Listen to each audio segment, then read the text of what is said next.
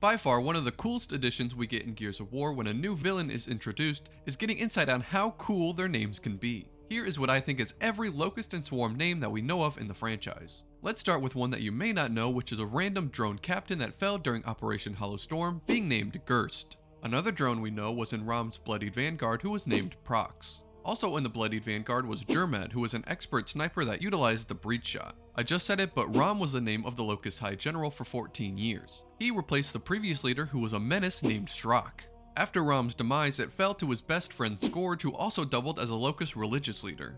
Scourge's predecessor in that regard was a small Cantus named Vrol, who we assume is the second ever Ketor of the Locust religion. The first was a Cantus named Drok, who set the stage for everything the Locust religion would become. Also on the Locust Council, we have the only scientist we know of for the Locust, which was a sire who went by Ukon. Away from the council and to a different battalion, Karn was a strategic mastermind that used to have the same rank as Rom before he became the Locust army leader. He had a modified, rehabilitated corpser that he named Shibboleth. The first ever Berserker was called the Matriarch, that birthed the first generation of drones and helped Mira amplify her powers. The leader of all of this and partly responsible for the creation was Mira, the human female that considered herself to be fully Locust. And finally, for the Swarm, the Speaker was the scion that raided Fort Umpson and kidnapped Reyna, and Queen Reyna was the name of the revived entity that Queen Mira's consciousness took control of.